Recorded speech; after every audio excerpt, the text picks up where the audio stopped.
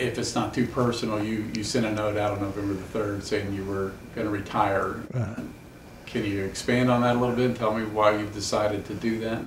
Yeah, I have been managing peoples since 1964, and I've decided that I'll be 79, and enough's enough.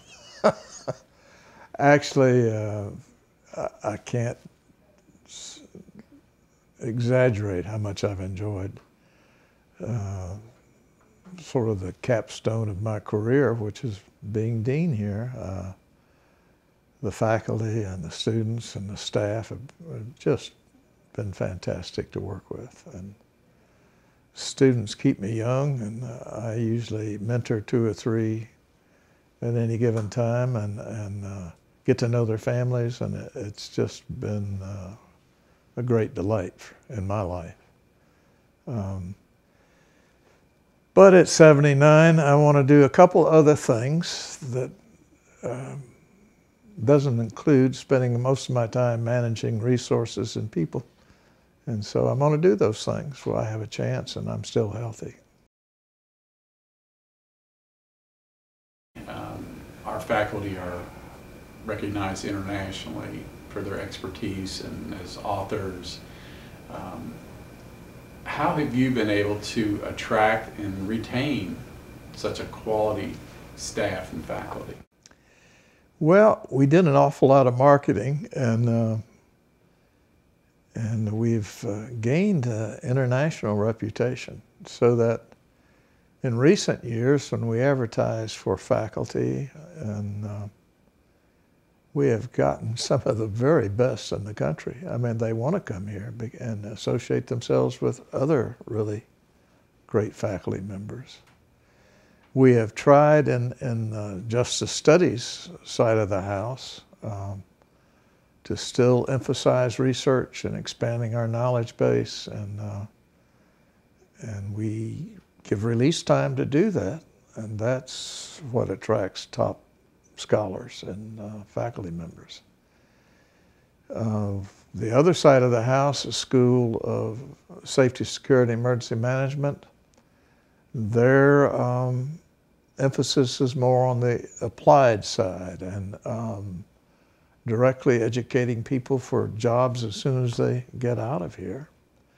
But they too have done an awful lot of research and authored books and articles and have expanded that knowledge base. So we just have some of the new faculty are scary smart. And I've really enjoyed knowing them, and the new faculty, young faculty, have energized the entire base here. The designation of the college being a program of distinction, why is that important? Well, we wouldn't have been able to do many of the things that we've done. Well, most of the things we've done since I've been here. It isn't just a title. At its peak, we obtained about $3.5 million a year that we could use in a discretionary manner to enhance the education of our students. So, as an example, all of our classrooms have the latest technology, and all of them have been renovated. We've been able to add an annex as we've grown in population. We were able to fund the real moneymaker, distance learning, and start it with POD funds. And so, and we've started several programs with program extension funds. We're now right with the budget cuts, and program extension money is part of the base budget that comes to the university. We've lost about $500,000 annually, but we still have about $3 million that we can use to enhance our students' education.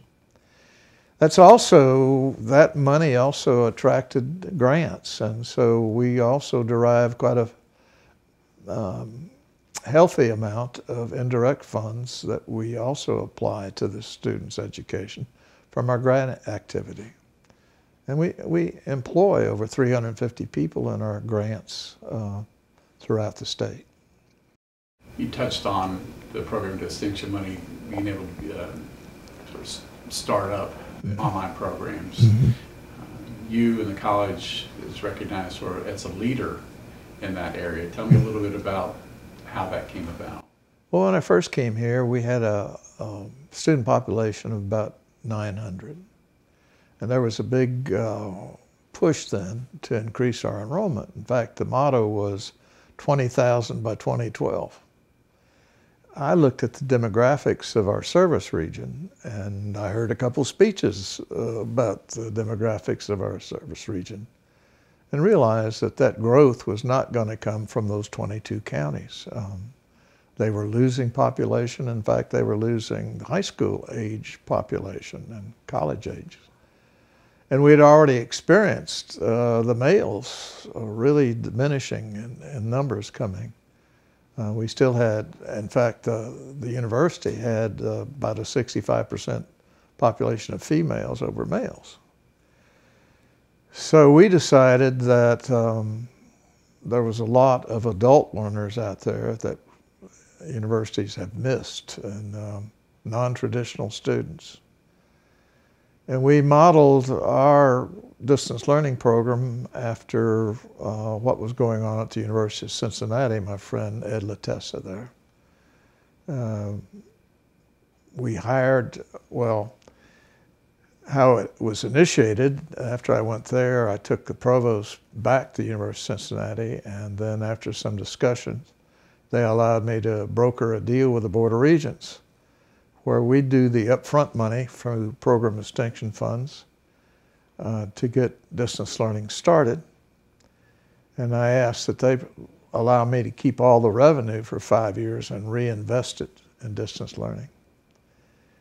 At the end of 5 years, we were able to give the university, although that wasn't required, part of the deal, I was keeping all the revenue, but we were able to give the university $1.3 million, plus all the infrastructure. And now in the intervening years, since it was started, there's now 26 programs online at the university. And they have almost 3,000 students this year, which has kept the enrollment levels about the same over the last 10 years. And the credit hour, the numbers of credit hours earned at this university about the same. So as the on-campus enrollment has gone down, our distance learning enrollment has kept us at the same enrollment level. So it's been a boon in students, a boon in revenue for the university, and it's a whole new experience for our faculty to develop the methods to teach online effectively.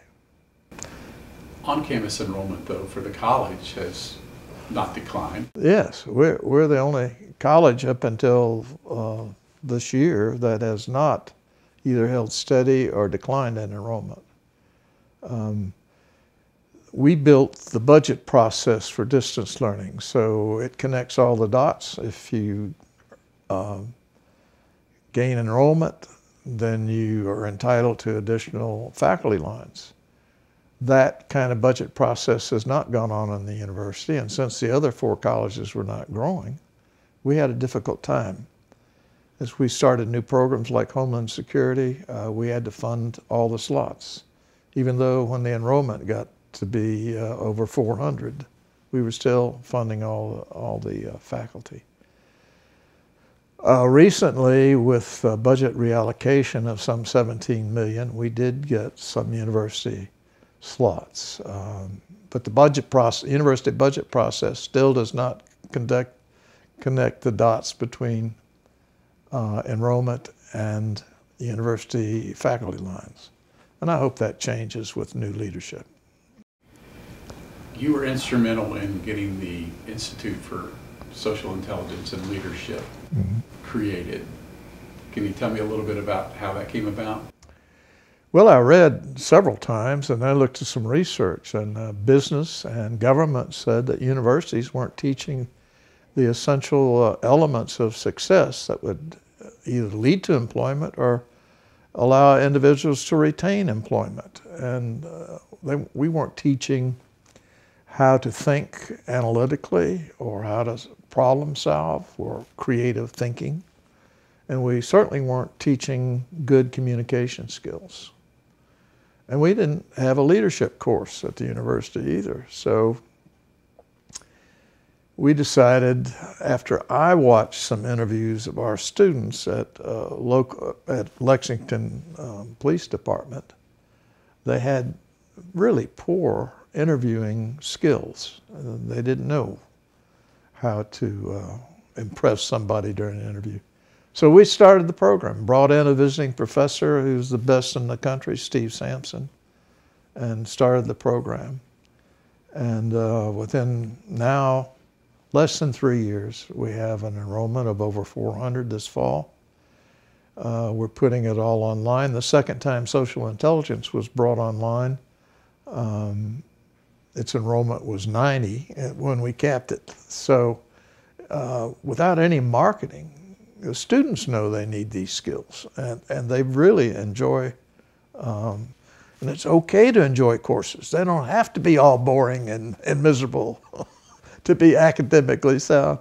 It is now a minor. It'll now be part as the core of the adult completer degrees being offered at the regional campuses. And this coming semester, we're making an all-out effort to make it a full degree program. We now offer 3 hours in critical thinking, 3 hours in creative thinking, 6 hours in social intelligence, that's basic and advanced. And we now have 9 hours of courses in leadership. So all that, we hope to have it both online and also on campus. University's got to cough up some lines from the revenue that this is generating, and to get it really set for the future. It's even our biggest cynics did their own research, and even one of them was our biggest cynic. He did his own research and was impressed, and so he took the courses. He said it saved his marriage. So, you know, there are some skills that all of us need, and we're very proud of what we've done here and its growth, and we see a very bright future for this program. Can you talk a little bit more about the facilities and the technology, the computer labs that are available to our students? Well, we spent $4 million on a new entrance and a whole new annex with very modern classrooms and all the technology you need in the classroom, either to produce it on campus or online. The university provided some funds for some computer labs, but we developed some others of our own for the college. We also developed the Learning Commons, which used to be our library, but libraries are going high-tech too. So instead of stacks of books now, we have all computer stations, and we have assistants there for the students. And it's amazing how much it is used. I mean, those stations are full. We have sections of the Learning Commons for collaborative work. I mean, a lot of our courses now are student input, working together on projects. And we have some setups there that they can all plug their laptops in and communicate and get the same information. We're now working with another firm, and they're going to develop it. It won't cost us anything. That can really enhance this interconnectivity between students and faculty. And I'm looking forward to it. The other thing that I'm really working on during my last semester here is a programming effort to really humanize distance learning, which for our social intelligence courses and leadership courses are essential, because it isn't just lecture. They have to practice these good habits and be critiqued, and we have to find better methods to do that, to make it very human and interactive. What do you see for the future of this college? This college now is ranked up there with all the top colleges in criminal justice. I don't know that there's any, this is very unique with all the different disciplines in one college. I know we can rival John Jay in New York, or Sam Houston, or SUNY in New York. But the one thing we're missing is a doctoral program. And this was, in my view, and since I'm a short-termer, I can say some things are not politically correct, but very short-sighted on our legislature with UK and the University of Louisville saying they had cornered the market on PhD programs or research doctoral programs, and that the regional campuses weren't entitled to do those types of degrees. They did allow some 18 degrees of applied degrees. So at EKU we now have 3 of those doctorates, but we don't have a doctorate here. I think it's essential for us to be competitive, and the students that come out of this college, that we have a PhD program so that they can go not only into the field but also into academia. And the president's on board, the provost is on board. CPE says we have to, there's still 3 vacancies in the original 18 applied degrees. And they suggest that those are utilized first before do battle for a PhD program. We're not really competing with UK at all. Of course, you know, they don't have a criminal justice program. They don't even have a criminology program anymore. I think we hired the last person out of their crim program, and he brought the flag with him. The University of Louisville does have a criminal justice program, which is quite a bit smaller than ours, and they were allowed to have a PhD program. But I think we owe it to our students and to our faculty and to this university. That's our next step, and that would make us the renowned international college. I'm fully convinced. Is there anything we haven't touched on that you would like to include in this interview? Well, we have some other very exciting programs that have been initiated. One is occupational safety, which is just growing like leaps and bounds. I mean, it's close to 400 enrollment now, too. The arson and fire investigation is unique in the country as a degree program.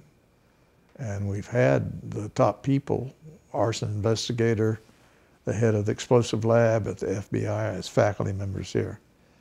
We're going to have to replace Tom Thurman, who was from the FBI, and we hope to get an equally, well, nobody can equal Tom, but a very sound individual, well-trained in explosives to continue this on. I don't want to miss out on any programs, but we were able to purchase with program extension funds some new funds they discovered one year, and I had about 2 months to expend the money, but we bought a new fire engine for $263,000, which is a very realistic training to go along with the theory. Now we're going to purchase an ambulance, or actually it's a mocked up ambulance for our paramedic degree program. We both have an associate and a bachelor of science degree in emergency medical care. And since some of those paramedics that came out of our program have treated me on 2 occasions, that I'm very interested in making sure we have the best training here. I want them to learn how to put an IV in while the truck is bouncing. They weren't too successful putting an IV in me in an ambulance, but we're going to do everything we can to enhance the programs that we have and make them the very best. It isn't just criminal justice or corrections or juvenile justice or fire, engineering, or homeland security. It's all of these programs. We want to make them the best in the country, without exception. So we haven't tried to play favorites, or I haven't tried to play favorites. I think I shocked some of the faculty since I came out of corrections, when I didn't feel, and the numbers didn't support corrections as a department, I did away with it not as a program, but as a department, and it has flourished since then.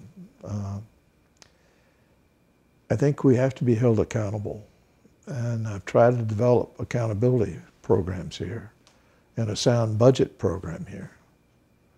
When I came, they told me, my predecessor told me not to worry about the budget, that they would tell me when I overspent it. I couldn't live with that, and fortunately, Jim Clark was assigned over here, and we developed a budget system that all of our budget managers know their budget, and they get a monthly report of what they've expended, and we have really good accountability here. I hope that the university would go in that direction. I would hope the president could have as good information about the funding as I have about the funding here at this college. I think it's essential for the future.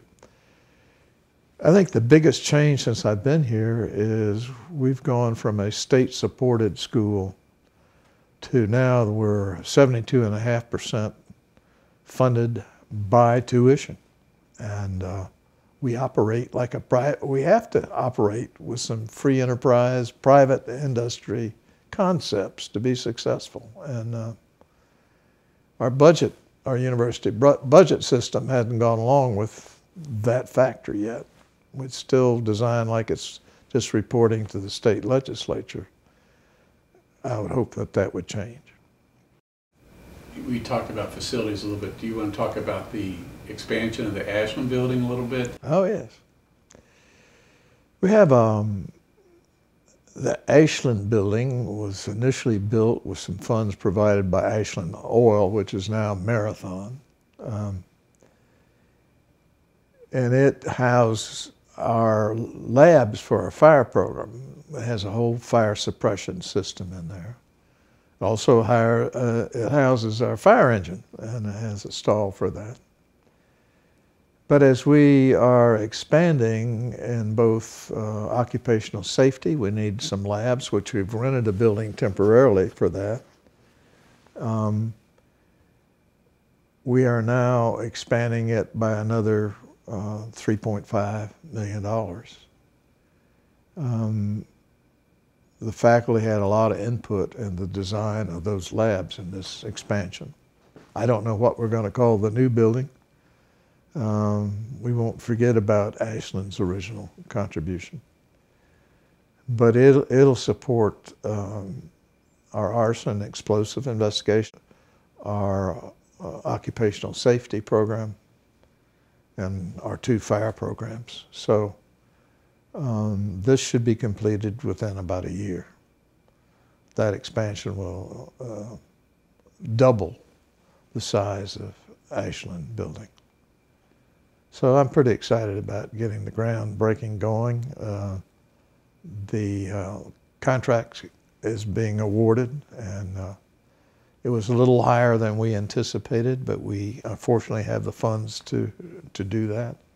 We're now waiting to get the permission from the legislative committee to expand it some 20%, which is the legal limit. 15 or 20%, I've forgotten which that was. But so as soon as we get that okay from that committee, which will be this month, then we're proceeding.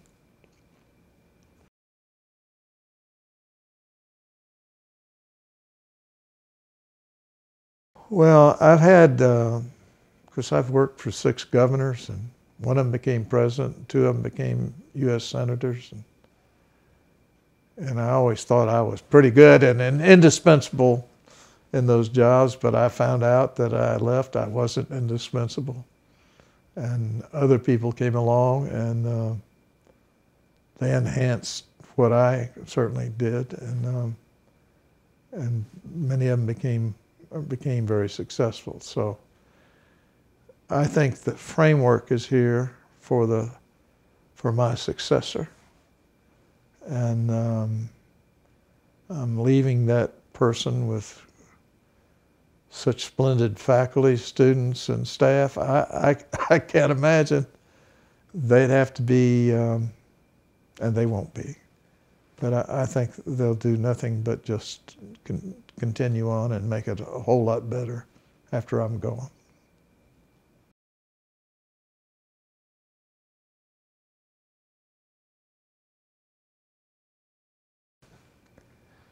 It has been a real quid pro quo. I found, because of some of the things that happened in my past, I have found that reaching out to helping others is the secret of good mental health, and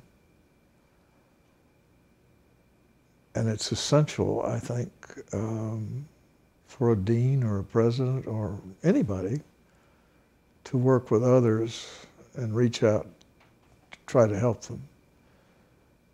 But the nice thing about all that is that you get so much back from those efforts. The students I've worked with here in the past, I still hear from them almost monthly. I hear from their families. I hear from faculty who have gone on to other better things. It's been extremely rewarding to me to be here, and I've had the opportunity to work with some great staff and students and faculty. And whatever effort I've expended has been paid back 3,000 times. I'm leaving here still healthy and hopefully still sound in mind. I don't want to stay too long where that might not be true. And I can see the synapses not clicking as quickly as they once did.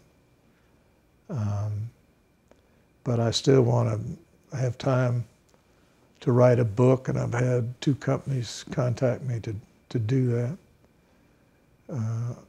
I'm still working with a firm. I might continue working with them. I'm not being paid, but to really humanize distance learning, that's a big goal of mine for the future. And I can do those things without being a dean.